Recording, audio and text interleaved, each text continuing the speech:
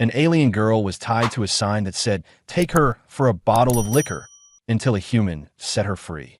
Rain clung to the surface of Pearl Halo Concourse like a second skin, turning every glass panel into a mirror of gray water and trembling light. The concourse sat high above the teal ocean, part trade hub, part residential district, where noise echoed off polished walls and the scent of ozone mixed with salt. It was midday, though light never really reached the ground here. The clouds above were thick and heavy, streaked with industrial vapor from the upper docks. Roe Calder stood near the edge of a small crowd gathered around a Chrome Street post. He wasn't dressed like most people here. While others wore fitted polycoats and colored masks, he stood in plain workwear: dark canvas jacket, simple boots, a waterproof satchel slung across his chest. His posture was straight but quiet, the kind that came from long habit, not pride. He wasn't a soldier anymore, though his eyes moved like one's, mapping exits, reading hands, checking reflections in window glass. He was supposed to be here for a simple errand: collect growth samples from the South Kelp arrays for the city's food labs, then log nutrient variance data before the evening shift. It was routine work, and he liked it that way. Routine didn't ask for emotion. Routine didn't surprise him. Until today. At the center of the crowd, an alien girl stood tied to a metal post with ribbon cable, her wrists bound together in front of her. A rectangular sign hung from a chain around her neck. The letters were crude, painted in red sealant that was already dripping in the rain. "Take her for a bottle of liquor." She didn't cry. She didn't speak. She stood barefoot on the slick tiles, rain running down her collarbones, through the torn edges of a thin cloth wrap clinging to her thighs. Her skin was pale violet, almost translucent under the rain, and faint streaks of lavender blue veins glimmered near her temples. Her hair was long, white, and heavy, with strands plastered to her shoulders and back. The texture wasn't human. Each strand reflected faint silver when light caught it. The name scrawled on the signs, corner read Caney. Ro didn't need to ask who had written it. The jeering voices nearby told enough. "Half-breed," someone muttered. "Should have been shipped off with the rest. Look at her eyes. No wonder they dumped her here." Ro stayed still for a long moment, jaw set, eyes fixed on the girl's face. She was shivering, but her chin stayed high. Her expression wasn't blank, it was controlled. Fear was there, but hidden behind effort. He could tell she had been holding her breath for too long, waiting for something to happen and not sure what it would be. He took one step forward. A man blocking his way turned with a smirk. "You interested, worker? The sign says the price." Ro's voice was low even. "I'm interested in the sign." "What?" He took a sealed glasslet of Mirin Spice liquor from his satchel and placed it in the man's hand. "You wanted a bottle. That's one. You got what you came for." Before the man could answer, Ro reached up, tore the board from the post, and held it under his arm. The rain hit harder for a second, loud on the glass canopy overhead. The crowd fell quiet. Ro pulled a utility knife from his belt, pressed his thumb on the release, and slid it cleanly under the ribbon cable. Caney flinched at the first touch. Her reflex was pure instinct, a jerk of fear that made her gasp softly through her teeth. Ro didn't speak. He moved slow, deliberate, making sure she saw each motion. The first band came loose with a metallic snap. The second one took longer. The skin beneath was raw, faintly bruised. He turned the knife sideways, careful not to cut her. When it fell away, she staggered. He caught her by the elbow, firm, steady, not claiming. "You can walk?" he asked. "Yes." Her voice was hoarse, faintly accented. "Don't pull me." "I won't." He guided her away from the post. The crowd shifted, whispering as they passed. No one stopped them. No one helped. They walked beneath the outer glass walk where the air smelled of algae and burning electric coils. Caney's breathing was uneven. Her eyes darted to every shadow. When a group of dock clerks turned to follow, Ro shifted their path without comment, cutting through a service corridor, then a stairwell lined with algae piping. He knew the maintenance routes by memory. He worked down here every day. No one else did. Caney glanced at him, puzzled. "You know where to go. I know where they won't." He opened a narrow hatch door and let her step through first. The noise of the concourse faded to a distant hum. They entered a dim passage lit by amber emergency strips. Pipes ran along both walls, dripping condensation. Caney stopped halfway through, pressing her palms to her arms for warmth. "Why?" she asked suddenly. "Why help me? You don't even know me." Ro turned, met her eyes. "Didn't need to know you to see what that was. It was a punishment." Her tone was flat, defensive. "They said I refused my placement." He tilted his head slightly. "You did?" "Yes." She looked down. It was with an old man. "He wanted me for his workers' quarters." "I'm not a servant." "Doesn't sound like it," he said. "What are you?" She hesitated, unsure if it was safe to answer. "I was a translator. Off-world. They said I was too proud. Maybe I am." Rose studied her face a moment. She wasn't wrong. There was pride there, but it was the kind that came from surviving too much, not from arrogance. He nodded once toward the corridor. "You need heat. I live close. Come on." She didn't move right away. "You're not with security?" "I'm with Kelperays. I grow food. That's all." She studied him again. His face was calm, but unreadable. A faint scar ran along his right temple, a mark from years back. She recognized the way he stood, the stillness that came from someone who used to move differently. "You've done more than that," she said quietly. "Used to. Now I don't." They walked the rest of the way in silence. Caney's legs trembled with fatigue, but she kept pace. Ro keyed his habitation door at the end of the walkway.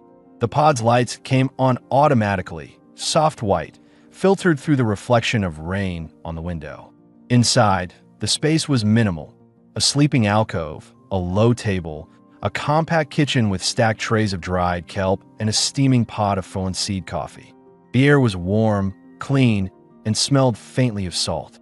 He handed her a towel and motioned toward the heater. "Dry off." Caney hesitated, watching him. "You're not expecting anything?" No, he met her gaze. "You've had enough taken from you today." She nodded slowly and took the towel. Her hand shook while she dried her face. He could see her pulse jump under the skin of her throat. She kept her distance, not out of distrust, but out of habit. Ro opened a cabinet, pulled out a pan, and lit the stove. "You eat meat?" "Yes." He set 2 reef goat steaks on the pan. They sizzled as the heat rose, releasing a smell like char and salt. He didn't talk while he cooked. She watched the back of his shoulders, solid, deliberate, a man who moved with economy and patience. After a while, she said quietly, "You could have left me there." "I could have," he said, turning the steaks. "Why didn't you?"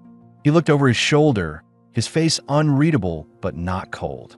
"Because I was tired of pretending not to see things." Something in her expression changed, less guarded now, more confused. She sat down at the table and folded the towel in her lap. When he placed a plate in front of her, she looked at the food like she hadn't seen real meat in weeks. "You feed strangers often?" "No," he said, "but you're not going to be a stranger for long if you stay in this district." Her jaw tightened at that. "They'll talk." "They already are." He sat opposite her, cut into his steak, and started to eat. Caney followed after a moment, chewing carefully. The silence was not awkward. It was cautious, balanced. As they ate, she watched him from under her lashes. He didn't act like a rescuer or a savior. He didn't ask questions that forced her to explain her shame. That unsettled her more than cruelty would have. Halfway through the meal, she asked, "You live alone?" "Yes." "By choice?" "Mostly." Caney pushed her plate forward slightly. "Then you shouldn't have stopped for me." Ro looked up from his food. "I stop when I want to. No one tells me otherwise." She met his gaze for a moment too long, then looked down again. Outside, rain continued to fall, turning the city lights into long, wavering bands on the window. For the first time since the post, Caney's breathing slowed. She pulled the towel around her shoulders and closed her eyes, exhaustion catching up. Ro cleared the plates quietly and set a fresh cup of coffee in front of her. "Drink," he said. "It'll help you warm up." She looked at the cup, then at him. "You don't even know if I'm dangerous." "I know by now," he said simply. She almost smiled. "And if I were, then I'd still have untied you. Just differently." Caney studied him again, trying to understand his calm. "You're not like the others." "No," he said, leaning back. "And you don't have to be either." She turned toward the window, watching the lights dance over the wet metal surfaces outside. Her reflection stared back at her. Tired eyes, pale violet skin, long white hair streaked with rainwater. She barely recognized herself. Ro followed her gaze. "You can stay here tonight. After that, you decide." She didn't answer right away. Her voice came quiet, almost lost in the rain. "I'll decide in the morning." "Good." He turned off the stove, checked the door lock once, then sat by the window. Caney watched him through half-closed eyes. There was no performance in the way he sat. No restless movement, no waiting for reward. Just quiet presence. For the first time in days, she allowed herself to feel tired. Not defeated, just tired. Ro's thoughts stayed simple. The city would whisper by morning. Someone might report him. He didn't care. His only plan was to make sure she was safe for one night. Tomorrow could argue with itself. The rain thickened again outside. Inside, the heater hummed softly. Two strangers shared the same quiet space. One rebuilding her breath, the other remembering what it felt like to do the right thing and not explain it. The storm moved out by dawn, leaving thin mist clinging to the edges of the glass walks. Light filtered through the upper domes in soft gray bands, faint and diffused like light through water. Inside Ro's habitation pod, the world felt still for the first time in days. The air smelled faintly of cooked meat and salt, the trace of last night's reef goat steaks. Ro sat at the small table with a tablet in front of him, reviewing kelp array data from the Southern District. The numbers were steady, the cycle was healthy. It should have been a simple morning. Yet his attention kept sliding to the corner of the room where Caney still slept. She lay half-curled on the padded mat near the heater. His gray shirt hung loose around her, half-buttoned. Her white hair fanned across the woven kelp mat like a spill of light. Her skin, violet in daylight, caught the sun's faint blue hue through the glass panels, turning it almost metallic in places. The swelling on her wrist had gone down. Ro noticed the small movements, her eyes twitching under her eyelids, a faint jerk in her shoulders as she dreamed. A survivor's sleep, never deep, never trusting. He turned back to his work, but the data blurred. The image of her tied to that post the day before kept flashing in fragments, her eyes refusing to lower, her shoulders shaking from cold, but not fear, the sound of people laughing like it cost them nothing. When Caney stirred, he looked up. Her eyes opened slow, adjusting to the filtered light. For a moment, she seemed unsure of where she was. Then her gaze found him, and the tension in her shoulders eased slightly. "Morning," he said. She pulled herself upright, the towel slipping from her shoulder. "You stayed up?" "Didn't sleep much," he said. "Old habit." She watched him for a few seconds, as if trying to decide whether that meant danger. "You used to be military," she said. It wasn't a question. "Not anymore. But you move like one." He gave a short nod. "That's the problem with habits, too. They don't quit when you do." Caney stood, stretching carefully. The hem of his shirt brushed the middle of her thighs, the fabric clinging slightly to her damp skin. She caught him looking for half a second. He didn't avert his gaze fast enough, and she smiled faintly, not offended, more like she was assessing how honest he'd be about it. "You're not from here," he said. She tightened the shirt at her waist. "I came through the relocation program 6 months ago. Work assignment on level 7, translation office. They said it was temporary. What happened?" "I told the wrong man no," she said plainly. Her tone was calm, but her eyes carried that distant, burnt edge of humiliation that doesn't leave easily. "They called it insubordination. After that, I wasn't listed on the shift logs anymore. No job, no credits. Someone decided to make a public example." Rolling back. "So they left you tied up to prove what saying no costs." She nodded. "You saw the price tag." He said nothing for a while. Outside, the hum of a passing ferry filled the silence. Caney's expression softened. She looked around the small pod. The space was clean but lived in, tools organized by type, 2 cups always in the same spot, 1 extra chair at the table. It felt like someone who didn't expect company, but still made room for it. "You live alone," she said. Mostly. He looked toward the counter. "Had a partner once. She left for an orbital posting 3 years ago. Said Pearl Halo was too quiet. I didn't follow." Caney took that in quietly. You liked quiet. I still do, he said.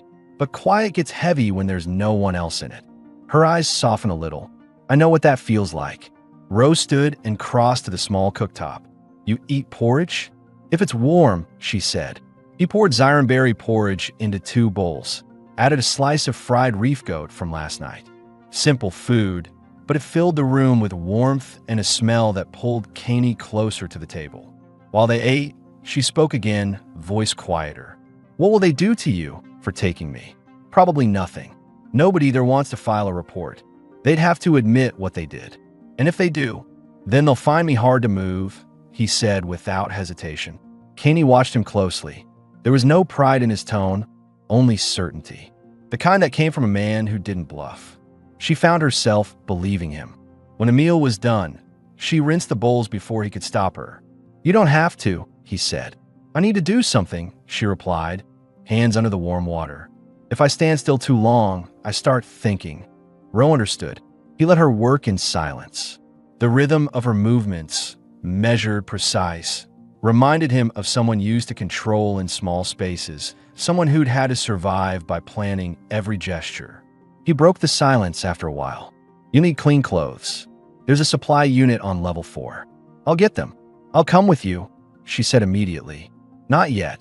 Her voice sharpened. You're worried someone will see me. I'm worried someone will touch you, he said. The directness caught her off guard. She looked at him for a long moment, then sat down again. You're not like anyone I've met here, she said quietly. That's good, he said. When he left, the pod door sealed with a soft hydraulic sound. Caney stood at the window, watching the light move across the kelp fields below. The view stretched far, the teal ocean beneath the glass panels, the fairy lights cutting slow paths through the mist. It was beautiful, but sterile, the kind of world that could hide cruelty behind polite smiles. Her reflection in the glass looked fragile but unfamiliar. Long white hair clinging to her back, violet skin still blotched from cold. She touched the spot on her wrist where the cable had been and pressed it gently, grounding herself into small pain. For the first time in a long while, she didn't feel invisible, and that scared her. When the door reopened half an hour later, Rose stepped in carrying a sealed package. He tossed it lightly onto the table. Got you a change of clothes. Neutral colors. Nobody will look twice. Caney hesitated before opening it. Inside were folded layers of pale gray and soft blue. Simple concourse wear, light and clean. She held the top piece up, a fitted tied fabric tunic, soft enough to move in. This cost more than one drink, she said. He shrugged. I used to have savings. Haven't used them in a while. She gave a small laugh that surprised even her. You're terrible at minding your own business. I never learned how. As she changed behind the curtain, Ro turned back to the window. He heard the rustle of fabric, the soft sound of her breathing steadying. When she stepped out, the new clothes fit close to her frame, her posture already straighter. How do I look? She asked. Like you belong, he said. For the first time, her lips curved into something close to a smile. Not wide, not theatrical, but real. That's dangerous here. Then we'll deal with dangerous, he said. She studied him again, more openly this time. What about you? You risked your job for me. Why? What's your reason? He hesitated. The question was fair. The real answer surprised even him. Because the city's clean, but not kind. I'm tired of pretending that's enough. Caney's eyes softened. You think you can fix it? No, he said simply. But I can keep one person from breaking. Her throat tightened at that. She turned away quickly, pretending to adjust the sleeve of her tunic. Outside, the mist began to lift. The ocean far below shimmered with pale, turquoise light. For the first time since she'd been left on that post, Caney felt something that resembled safety. Not trust yet, but safety. Ro crossed to the table, picked up the sign he'd brought back from the street, and set it down between them. The red letters were still visible beneath dried rain streaks. Caney stared at it. Why did you bring that? To remind us we're not to go back to, he said. She touched the edge of the board. And what will you do with it? Repaint it, he said. Later. Her voice dropped. What will it say? He met her eyes. You'll see. The room fell silent again, but it wasn't an empty silence. It was the kind that held breath, the kind that carried the faint tension of two lives starting to shift toward each other without either one saying it yet. The camera would have pulled back here, framing the two figures inside that small pod against the vast glass city beyond. A human and an alien woman sitting across from one another, sharing quiet food and an unspoken agreement that neither of them would go back to what came before. Outside, Pearl Halo gleamed in the morning light. Too clean, too polished, too calm, and somewhere deep in its quiet structure, the first ripple of something human had begun. The morning sun came through the glass in long, white lines that cut across the small habitation pod. Kaney stood at the window, the city's ocean below her stretching endless and bright. The mist had lifted, revealing the teal water that moved with mechanical rhythm between the kelp fields Rome managed. Ferries glided under the walkways, and far away, cranes turned slowly in the docks like patient creatures. She had slept, but not deeply. The nightmares still came, fragments of voices, the sound of laughter when they tied her to the post, the brush of cold metal on her wrists. She had not cried then, and she wouldn't now, but her chest tightened as she remembered how people had looked at her, like something they could own or discard. Ro moved quietly behind her. He had just come back from the lower markets with supplies, water capsules, dried kelp, and a few packs of reef goat meat. He unpacked them with the same focus he gave to everything. When she turned, she saw he'd already set a small plate of sliced fruit and coffee on the table. "You can sit," he said. Kaney crossed the room, bare feet silent on the mat. The warmth of the heater reached her skin, taking away the last trace of chill. She sat, picked up one of the fruit slices, and bit into it. The taste was sharp and earthy. "Larn fruit," she guessed. "You went out early," she said. "I didn't want you to wake up hungry," Ro replied. Kaney's eyes flicked to him. "You're used to taking care of people." He paused before answering. "I used to, before Pearl Halo. Family," he shook his head. "Squad mates. I was recon before the war ended. After that, I didn't like what the work turned into. So I quit, grew kelp instead." The admission surprised her. He spoke it plainly, without guilt or pride. The silence that followed was not heavy. It was honest. Kaney looked at the food again, trying to picture this man. Once a soldier, now a quiet farmer of the sea, walking through the sterile streets that had humiliated her. It didn't fit. Maybe that was why he had stopped. She set the plate down and looked at him directly. "You didn't tell me what happens to me now." He leaned on the counter, arms folded. "That depends. You can stay here until you figure out where to go. Nobody in this district will ask questions as long as you keep your head down. And if I don't want to hide," his jaw tightened slightly, "then you should be ready for what that costs." "Already paid once," she said quietly. He nodded. "Then we do it differently this time." Kaney studied his face, the small lines near his eyes, the steady calm in the way he spoke. He wasn't offering her pity, and that mattered. It made her feel something she hadn't felt since her assignment was revoked: dignity.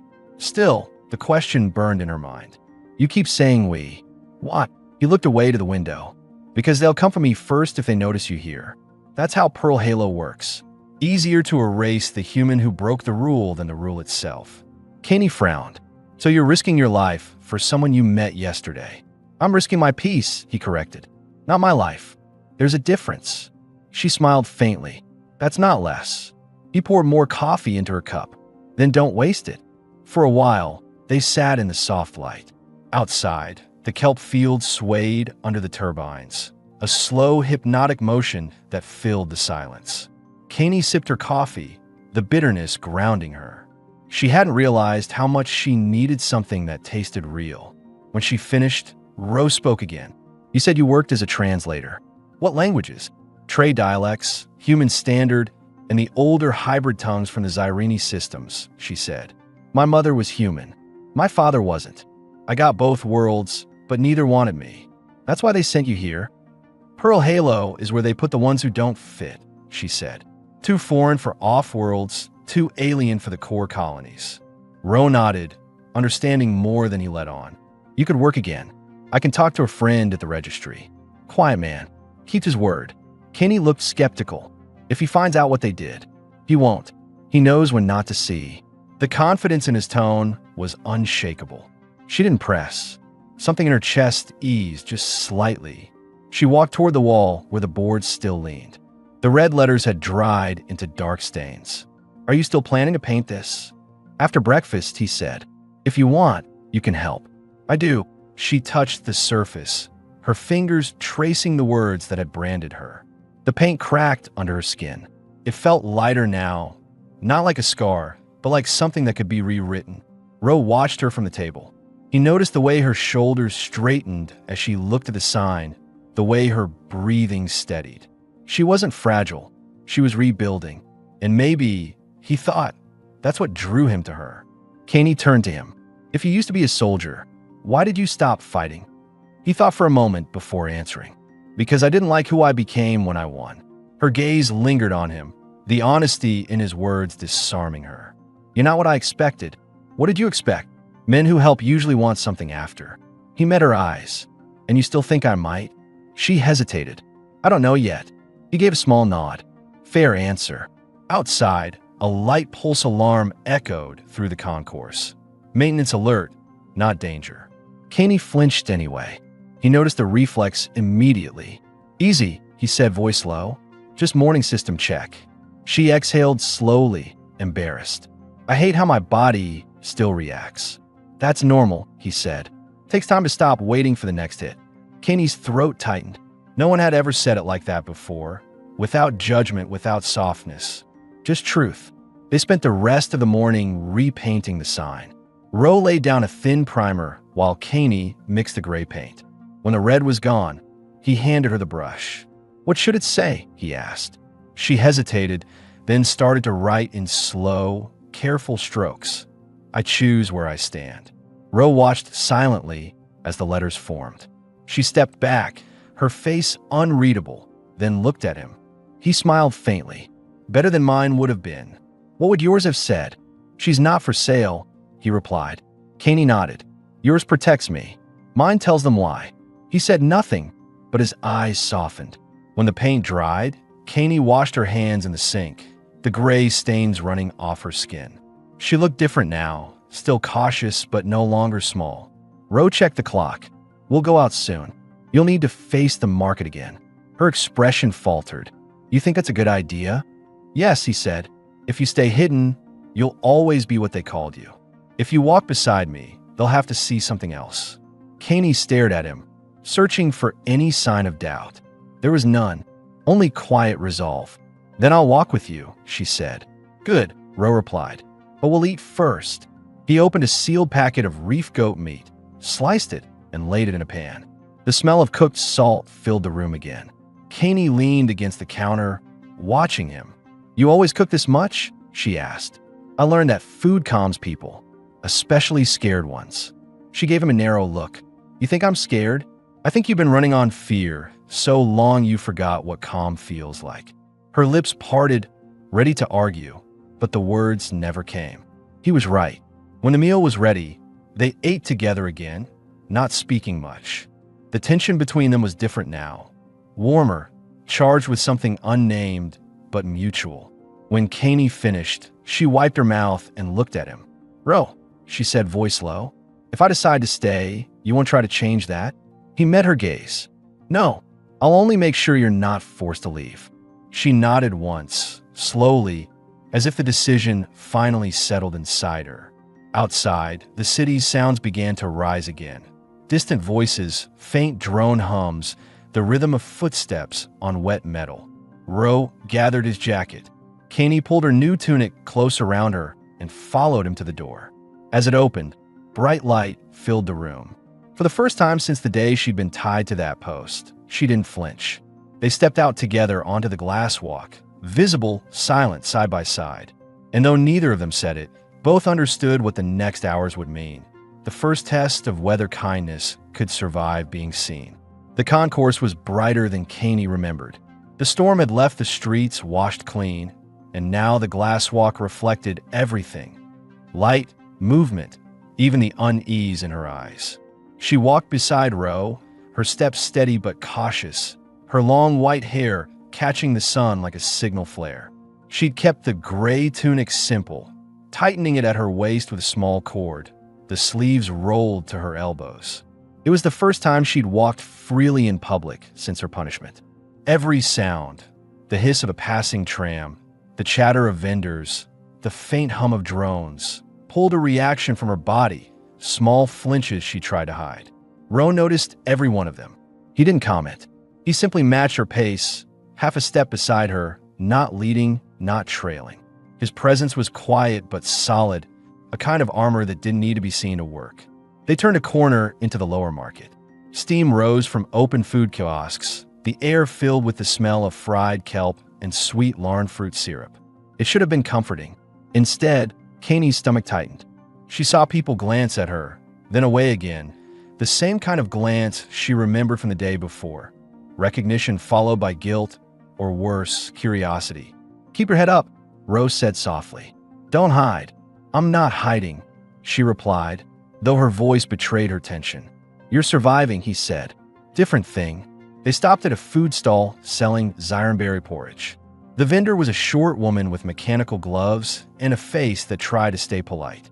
Her gaze flicked between Ro and Kaney, lingering just a moment too long on Kaney's violet skin. "2 bowls," Ro said evenly. The woman hesitated. "We're out of Zyron today." Behind her, 2 steaming vats proved otherwise. Ro looked once, then met her eyes. "You sure?" The vendor swallowed. "We can check again in a few minutes." Kaney shifted slightly, her shoulders tightening. She was ready to walk away, to avoid the confrontation, but Ro didn't move. He spoke again, calm but firm. "You can check now." The silence stretched. Finally, the vendor poured 2 bowls and slid them across the counter. "That'll be 8 credits, she said, voice flat. Ro paid without comment. "Thank you." As they stepped aside to eat, Kaney exhaled slowly. "You didn't have to push her," she said. "Yes, I did," he replied. "People learn how to treat you from how they see others do it. You let one person deny your place, and they all will." Kaney stirred the porridge, but didn't eat right away. "You think that's all it takes? One confrontation?" "No," Rose said, "but it starts there." She studied him, realizing he wasn't trying to defend her to feel righteous.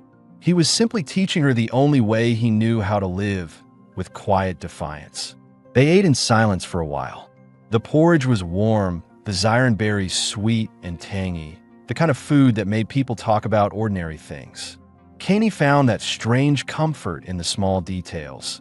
The heat of the bowl, the smell of rain still trapped in the air, the way Ro's voice grounded her when he spoke. When they finished, they walked toward the harbor lift. The platform was crowded, the line restless. A pair of dock clerks, one of them from the day before, stood near the railing. When they saw her, one smirked. "Didn't think she'd come out so soon," he muttered loudly. Kaney froze. Her body stiffened. The sound was too familiar, the same tone, the same lazy cruelty. Ro turned, his eyes finding the clerks immediately. "You have something to say?" The man hesitated, unprepared for the directness. "Just making conversation." Ro stepped closer, his tone even, not loud. "Then make it without her name." The other clerk tried to laugh it off. "You're protective for someone you barely know." Ro didn't blink. Sometimes one day is enough. The silence that followed was sharp. The clerks looked away first. When Ro turned back, Kaney was watching him, not in fear this time, but in quiet astonishment. "You didn't have to do that," she said softly as they boarded the lift. "I know," he said, "but I wanted to." Her throat tightened. It was such a simple sentence, but it carried something she hadn't felt in a long time. Choice. The lift hummed as it descended toward the lower maintenance deck. Kaney leaned against the railing, her eyes following the faint light of the ocean below. "You said yesterday you'd stop pretending not to see things. Was this what you meant?" He nodded. "I used to ignore people like them. It was easier, until I realized I was becoming one of them." She looked at him for a long moment. "You're not," she said quietly. "I'm trying not to be." The lift doors opened onto the maintenance level. The space was quieter, no market noise, only the low hum of turbines and the dripping of condensation along the pipes. Kaney followed, rowed down the corridor until they reached a small open bay overlooking the water. It was calm here, almost peaceful. Ro pulled a small tin from his pack, the same one that had held the paint. "I brought this," he said. Caney raised an eyebrow. "We're painting again?" He set the tin down and opened it. The words on the board they'd repainted that morning, "I choose where I stand," had dried smooth and clean. He brushed a layer of protective sealant over it, careful not to smudge her writing. She crouched beside him, watching. Why keep it? Why not leave it behind? He didn't look up, because someone will always try to remind you where you came from. This way, you remind them instead. Kenny thought about that for a moment. The idea sank deep, simple, solid. "You've done this before, haven't you?" "What?" "Help someone like me." He paused, then nodded. "Once. Years ago. Didn't end well." "What happened?" "She went back," he said quietly. "Thought it was safer." Caney's voice softened. "And it wasn't." He shook his head. "They found her in the water tanks. No one cared to find out how." The quiet stretched between them. Caney touched the edge of the board, her hand steady. "I'm not her," she said. "I know," Rose said. When he looked at her again, she wasn't the same woman he'd untied yesterday. There was still fear, but it had changed shape. It wasn't submission anymore. It was survival tempered with will. They sat there for a while, letting the sound of the ocean fill the silence. Eventually, Caney spoke again. "You said you grow kelp for the food labs. Why keep doing it if you hate this city so much?" He smiled faintly, eyes on the water. "Because people still need to eat. It's a small good thing in a place that doesn't give many." Caney nodded slowly, understanding more about him than before. "And me? What do I do now?" "Whatever you decide," he said. "But you'll need a name for the registry if you want to work again." "Not Caney." She frowned. "Why?" "Because that name's already been written on a sign," he said. "You deserve a clean one." She thought about that for a long time, the weight of it pressing in quietly. "Then help me choose." Ro looked at her. "Names should come from the person, not the rescuer." "I want it to come from someone who saw me when no one else did," she said. He studied her face, then said, "Then I'll call you what you already are, Free." She gave a small smile, tired but real. "That's not a name. It is to me." The words settled between them, unspoken but felt. As they walked back toward the lift, Caney brushed her fingers against the rail. "If I start working again, they'll still whisper." "They will," Rose said. "You'll hear it too." "I already have," he replied. "Doesn't change anything." At the top of the lift, the concourse lights dimmed to evening mode. The city glowed faint blue against the rain that had started again. They stopped at a food kiosk, the same one that had refused them the day before. This time, Ro ordered 2 reef goat skewers. The vendor hesitated, then nodded quickly. As they waited, Caney noticed something she hadn't before: a young girl behind the counter, watching her with wide, curious eyes. Not judging, just curious. Caney gave a small nod. The girl smiled shyly. That moment, small and fleeting, felt like a victory. When the skewers were ready, Ro handed one to her. "You see, it changes. Not fast, but it does." She looked at the skewer, steam rising in the cool air, and took a bite. The meat was warm, smoky, and real. For the first time, she didn't feel like she was borrowing someone else's world. They walked home through the mist. Behind them, the city went on as if nothing had changed. But to Caney, everything had. She was no longer the girl tied to a post. She was someone with a name worth choosing, and someone who finally believed that being seen didn't have to mean being owned. Inside the pod, Ro hung the repainted sign above the table. Its message faced the window, where anyone passing could read it if they looked close enough. "I choose where I stand." Caney stood beside him, her reflection overlapping his in the glass. "Then we stand here," she said. Ro nodded.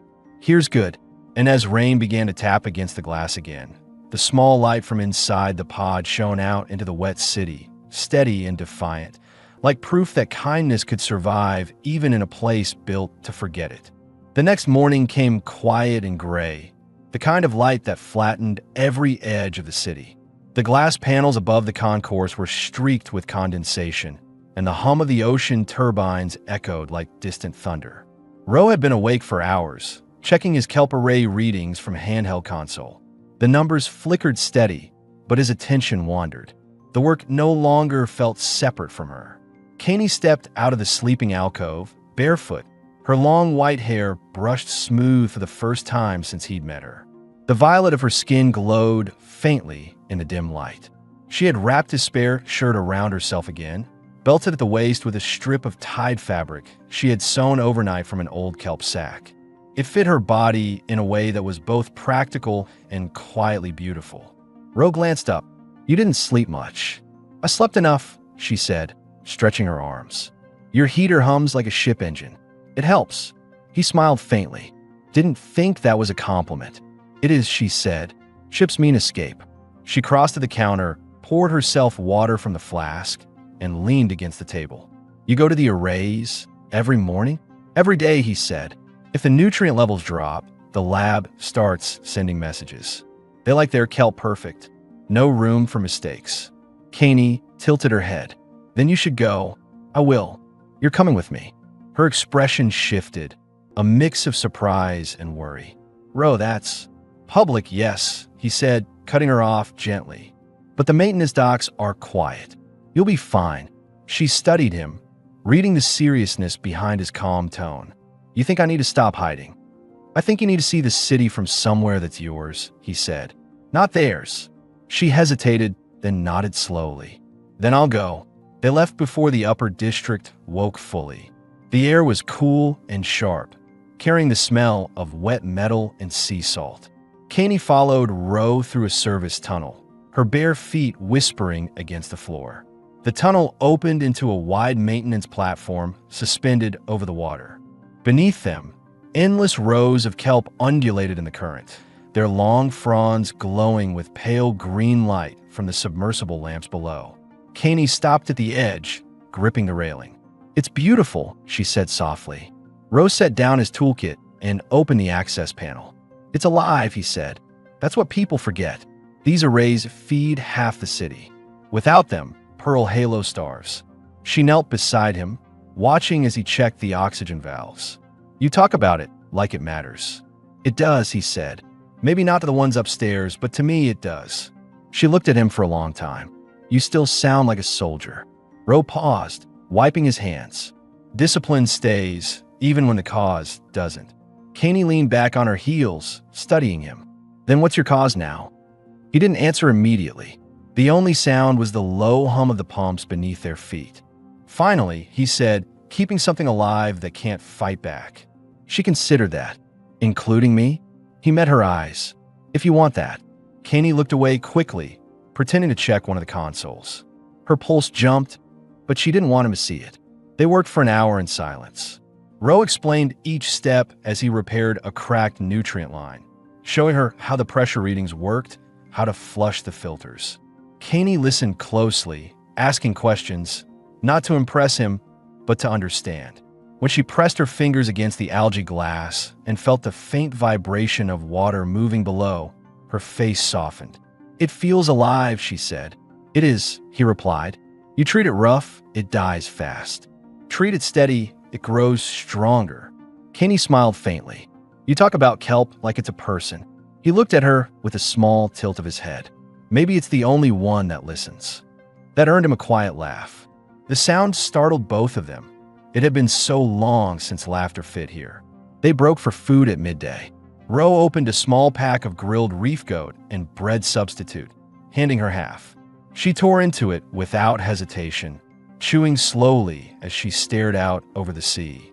The light on the water danced like liquid metal, and the reflections made her hair glow almost silver.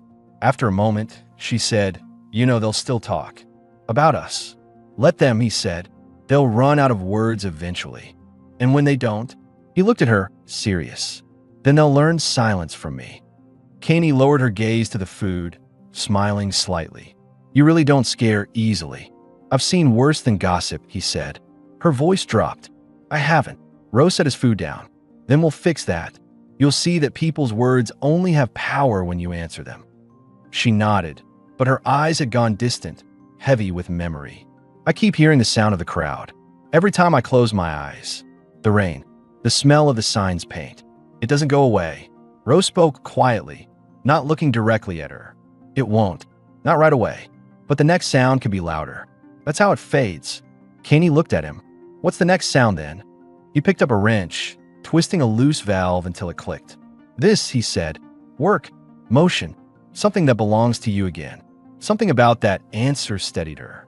She stood and helped him finish tightening the seals. When they were done, the platform lights reflected off the water like a mirror. By the time they walked back toward the lift, the afternoon glow had turned amber. Caney walked closer to him now, her posture no longer defensive. Halfway up, she asked, "What happens if they come and check your records and see I'm here?" "They won't," he said simply. "How can you be so sure?" "Because I've been invisible for a long time. It's a skill." Caney smiled faintly. "You make it sound easy." "It isn't," he said, "but it's worth it." When they reached the upper concourse, the city had started to glow again. Caney slowed near a reflective wall, her eyes catching her own image, the violet tone of her skin under the neon light, the white of her hair almost ghostly. She turned to him, uncertain. "Do I stand out too much?" she asked. He shook his head. "You stand out just enough. And if they remember me, then they'll also remember who stood next to you." They walked through the evening crowd, this time without stopping. Whispers followed, but no one spoke to them directly. Some faces turned away. Others just stared. Caney kept her head up. Her pulse still raced, but she didn't flinch. Back at the pod, Ro lit the small heater and set 2 mugs of Fullen Seed coffee on the table. Caney took one, her hands trembling slightly from the cold. "You did well," he said. She let out a quiet breath. "I didn't panic. That's more than most could say," he said. She looked at him then, something curious and vulnerable flickering in her eyes. "Why are you doing this for me, Ro? You could have walked away. You still could." He met her gaze and spoke simply. "Because I don't want to." The honesty in his voice hit her harder than she expected. She looked away quickly, blinking back the burn in her eyes. "I don't know what to do with that." "Then don't," he said. "Just stay alive first." She nodded, holding the mug close, letting the steam rise against her face. Outside, the rain began again, light and steady. Ro leaned back, watching her silhouette against the window, the pale shimmer of her skin, the loose fall of her white hair. She was quiet, but there was strength in her stillness now. For the first time since he'd met her, Ro felt the city change around them. Not because it had grown kinder, but because someone inside it finally refused to break. As the night settled, Caney turned her head, eyes on the glass where their reflections met. "If I help you with the arrays again tomorrow," she said softly, "does that make me your assistant?" Ro smiled. "No, it makes you my equal." She didn't reply, but the faintest trace of relief crossed her face. Outside, the ocean reflected the city's pale lights, the kelp fields waving slowly beneath the surface. Inside, the heater hummed and the room felt smaller, warmer. 2 people sharing quiet, unspoken hope in a world that had tried to take it from both of them. Rain returned before dawn, soft and constant, tapping against the glass panels like a heartbeat. The city never slept, but this hour before sunrise was as close as it came to silence. Inside the pod, the light from the heater painted a warm line across the floor. Caney was awake first this time. She sat near the window, legs folded beneath her, watching the faint shimmer of the ocean far below. Ro stirred on the floor mat, rolling onto his back with a quiet breath. He'd insisted she take the bed again, claiming he slept better on the ground. When he opened his eyes, she was already looking at him, the pale glow of the window outlining her white hair like a halo. "You're up early," he said, voice rough with sleep. "I don't dream well," she answered softly. "When I close my eyes, I see that post. The sign, the faces." He pushed himself up, sitting with his back against the wall. "That's normal. The mind doesn't know it's over until you show it something else." She turned to him, eyes faintly reflective in the low light. "Then show me something else." Ro stood, pulling on his jacket. "Fine. We're going outside. Real outside." "Where?" "The mid-level docks. Nobody goes there this early. It's quiet." She blinked, surprised. "You trust me enough for that." He met her eyes steadily. "You earned it." They left the pod as the first light of day filtered through the rain. The city's walkways glowed dimly blue, glass reflecting the undercurrents of water below. Kaney's pace was careful but steady, her bare feet wrapped in soft polymer sandals he'd found for her the night before. The mid-level docks were different from the markets, wider, quieter, industrial. Cargo cranes stood motionless like metal giants, their cables dripping from the mist. The air smelled of salt and oil, but beneath it was something cleaner, the scent of new rain and open space. Ro led her down a narrow ramp to the lower maintenance bridge, where the kelp fields stretched like a glowing forest under the water. Kaney stopped halfway, leaning against the railing. The view was vast, the world below almost liquid green. "I never thought I'd see this close," she said quietly. "They told us we weren't allowed down here. Not after dark. Not ever alone." "Then it's good we're not listening," Ro said. She looked at him with a small, uncertain smile. "You like breaking rules." "I like breaking the wrong ones," he replied. She studied his face, the small lines at the corners of his mouth, the faint scar on his jaw. He looked older than she guessed, not by years, but by weight carried too long. "You keep saying you're just a worker," she said, "but you don't act like one." "I used to be something else," he said, checking a console by the railing. "Long time ago." "What happened?" "I followed orders," he said simply, "until I didn't like what they made me follow." Kaney turned back to the view, her reflection rippling faintly in the glass. "That's not much of an answer. It's all the answer that matters." She nodded slowly, then asked, "Do you regret it?" "No," he said, "but I regret not walking away sooner." For a while, neither spoke. The rain slowed, turning to a mist that drifted over the water. Kaney leaned her elbows on the railing, the movement small but natural. Ro watched her for a moment, not because she was beautiful, though she was, but because she looked free for the first time since he'd untied her. When she turned, their eyes met, and the silence between them shifted. "You're watching me," she said. "Yes," he admitted. "And if I asked you why?"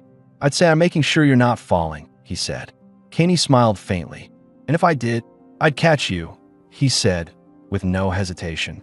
Her smile faded into something deeper, trust mixed with confusion, the kind that unsettled her because it felt real. She looked away first, pretending to check the water level gauge beside her. Ro moved beside her, leaning his forearms on the rail. "You know," he said, "you could help me here. The registry would list you as a technician.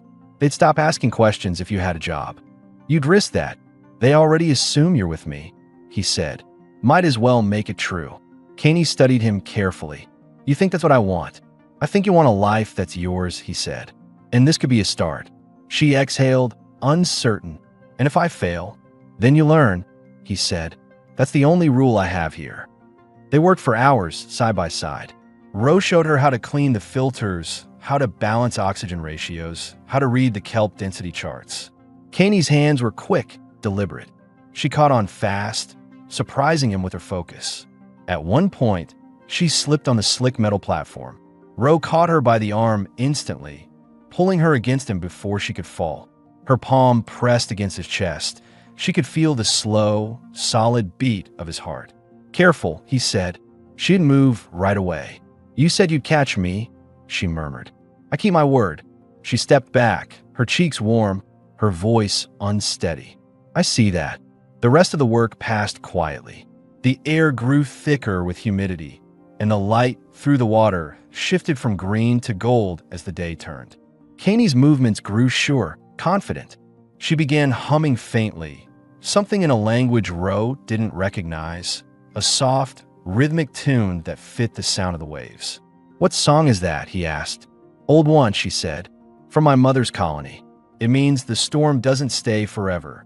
He nodded. "Good line." When they finished, they sat by the railing, sharing the last of the larn fruit and reef goat jerky from his pack. The food was simple, but it felt earned. Kaney looked at the kelp fields again. "You were right," she said. "It helps. Seeing something else." He smiled. "Told you." She tilted her head slightly, studying him. "You're quiet, but not empty. What are you thinking about right now?"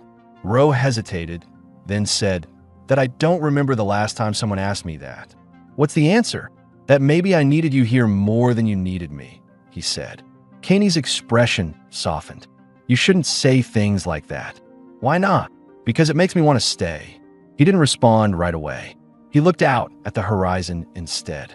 Then stay, he said finally. No one's asking you to leave. The air between them thickened again. Not romantic yet, not spoken, but alive with possibility.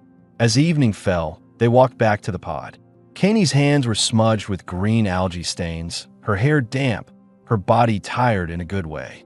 When they reached the door, she paused. "Ro," she said quietly. "When I was tied there, I thought no one would ever look at me again without disgust." He met her eyes. They were wrong. She nodded, blinking fast, her voice trembling slightly. "You made me remember what I was before they decided what I should be." He reached up, brushed a strand of wet hair from her cheek. "You don't need my help to remember. You just needed someone to stop looking away." Kaney swallowed hard. "Then don't start now." "I won't," he said. She stepped inside first, turning toward the light. He followed, closing the door behind them. The heater hummed to life, washing the room in soft orange glow. For a moment, neither spoke. Then Kaney said, "Tomorrow, I'll go to the registry. If they ask, I'll say I'm your partner in the Kelper race." "Partner," he repeated, liking the sound of it. She nodded. "It's not a lie." "No," he said. "It isn't." Outside, the rain began again, thin and steady, washing the glass walks clean. Inside, the room felt warmer, fuller, a small shelter against the city built to keep people apart. Kaney stood by the window, watching her reflection beside his in the glass. Two figures, different but not separate. For the first time since the sign, she smiled without hiding it. And Ro, standing behind her, finally allowed himself to smile too.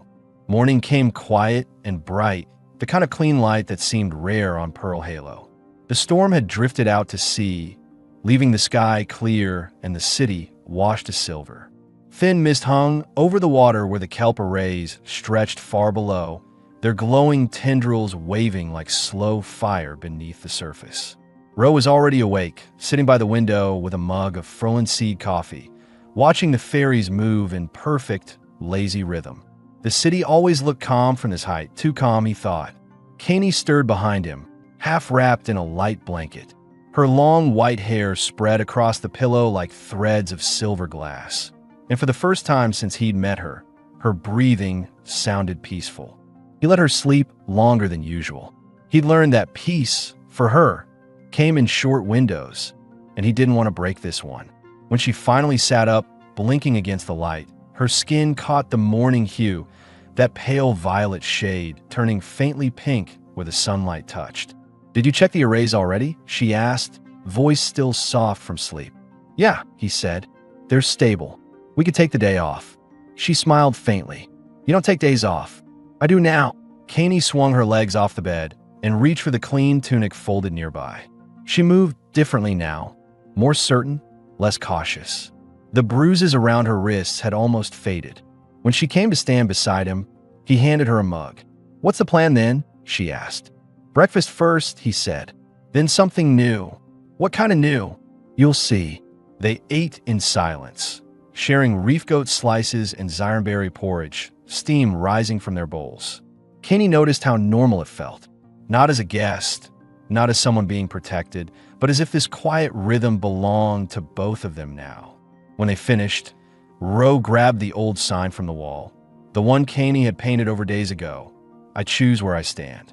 He tucked it under his arm, the edges still rough from weather. "Where are we taking that?" she asked. "To where it started," he said. Kaney froze, unsure she'd heard him right. "Back to the post." "Yeah," he said calmly. "It's time." She hesitated. "Ro, I don't."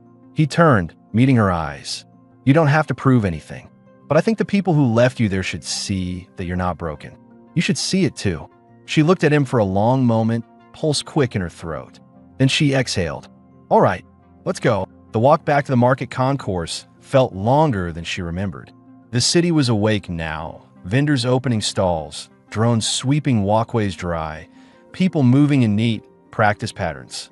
As they approached the chrome post, Kaney's pace slowed. The space was empty, as if the rain itself had erased the memory of what happened here. Ro stopped beside her, setting the sign down against the railing. "You can leave it here, or hang it. Your choice.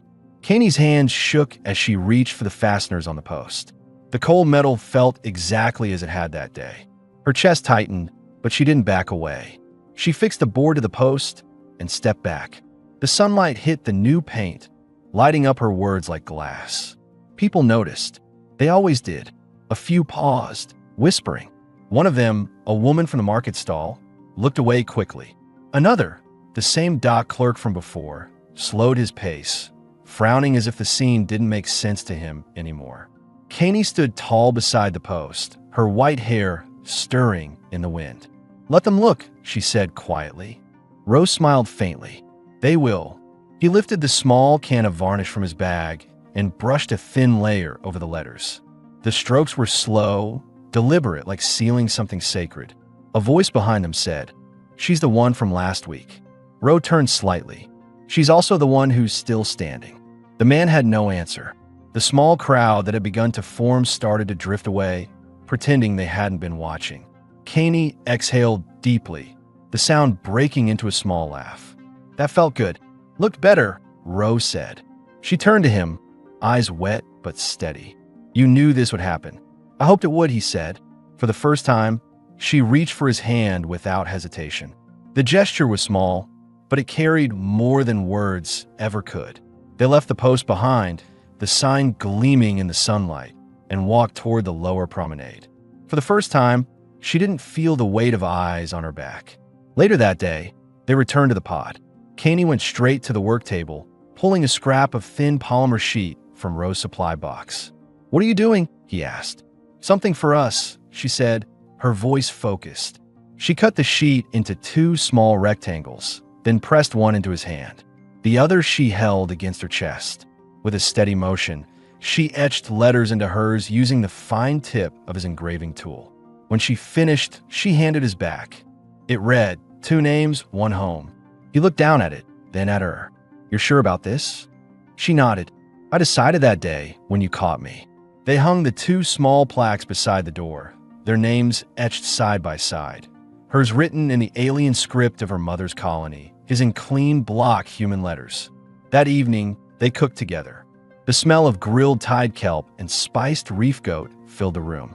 The table was cluttered with tools, brushes, and coffee mugs, but they didn't care. They ate with quiet ease, the kind born from days of surviving together. Kaney leaned back after the meal, watching the city lights flicker through the glass. "You realize," she said, "they'll still talk." Ro nodded. "They will. And you'll still keep your job, even with me here?" He smiled.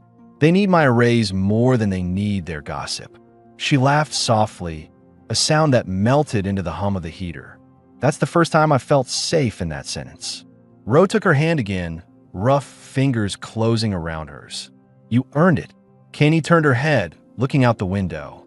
"What happens tomorrow?" "Tomorrow," Rose said, "we start early. You'll help with the nutrient pumps." She nodded, but her voice softened. "And after that," he looked at her, eyes steady, calm as always. "After that, we live." For a long time, neither moved. The air between them held that quiet charge again, the same one that had been building since the first night she'd stayed. No rush, no pretense. Just 2 people who understood what it meant to finally be seen. Kaney rose and stepped closer, her bare feet silent on the mat. Her voice was a whisper now. "Ro, when I first saw you, I thought you were dangerous." "I am," he said, "to the right people." She smiled. "Good." She leaned in, resting her forehead against his chest. His arms came around her naturally. No hesitation, no words needed. Outside, the rain had stopped. The world was still.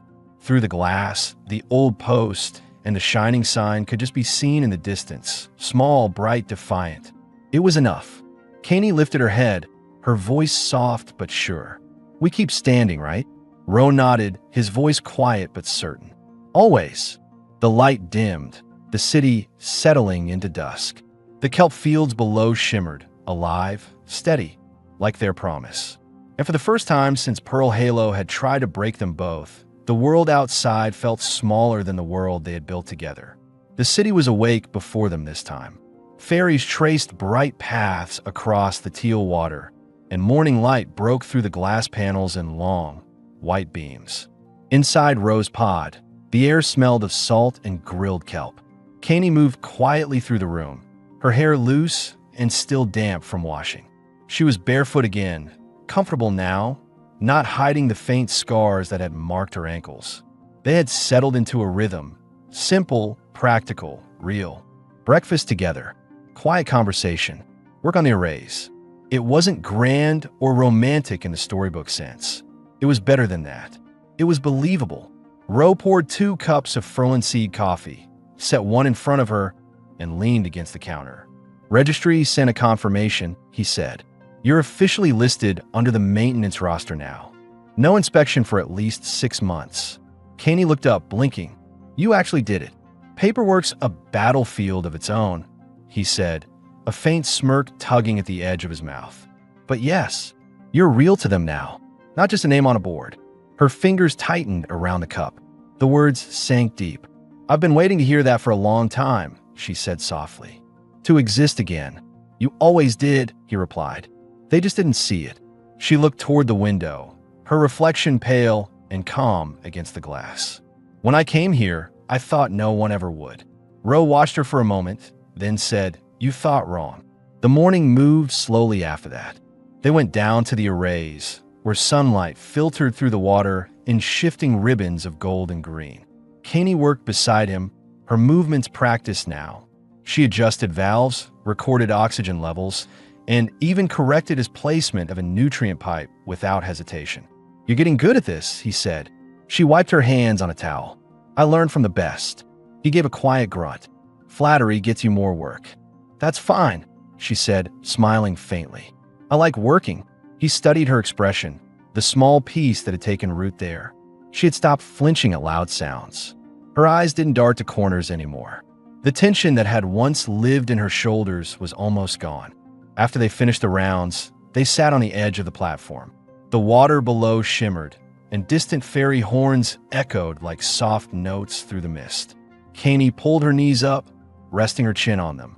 When I met you, I thought you were dangerous, she said again, echoing her words from the night before. Ro glanced sideways at her.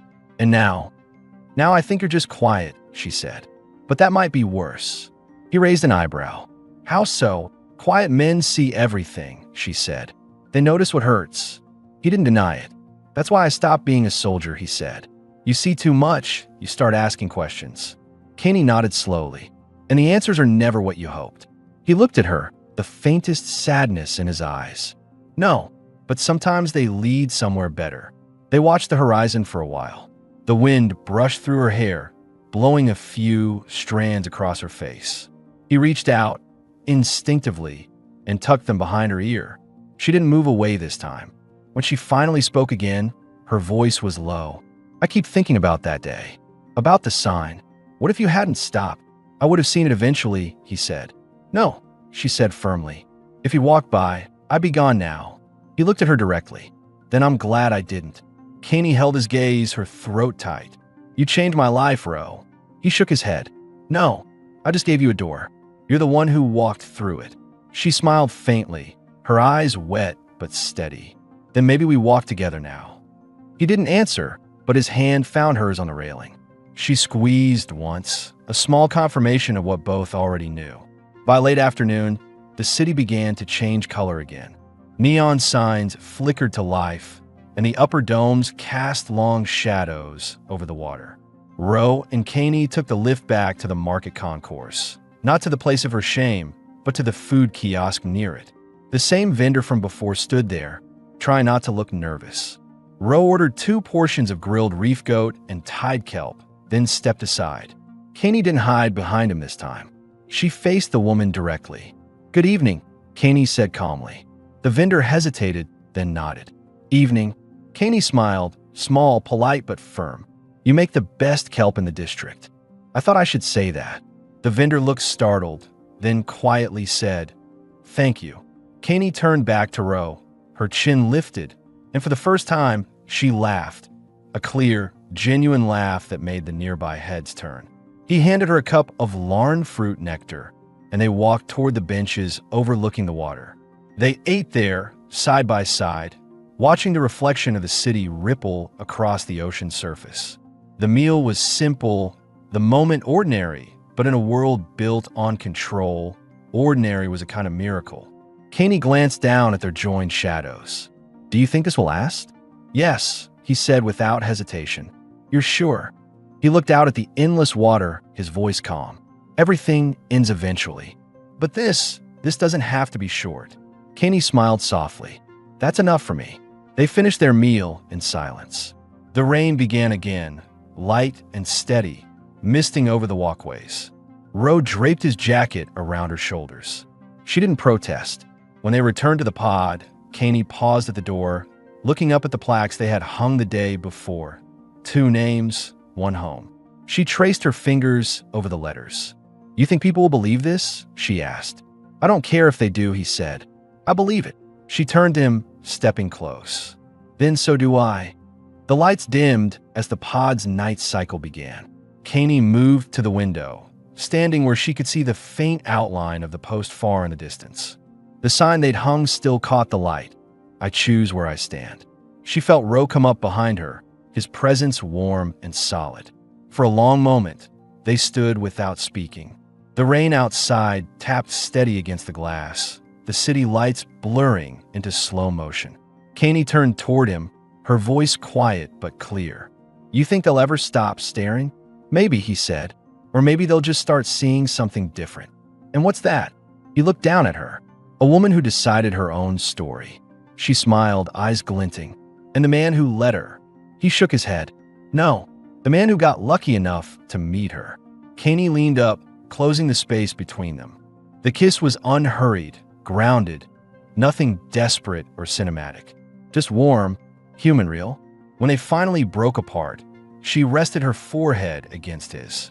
"Thank you, Ro," she whispered. He smiled faintly. "Don't thank me. You saved yourself." Outside, the storm faded. The ocean below turned still again, glowing softly with the light from the kelp fields.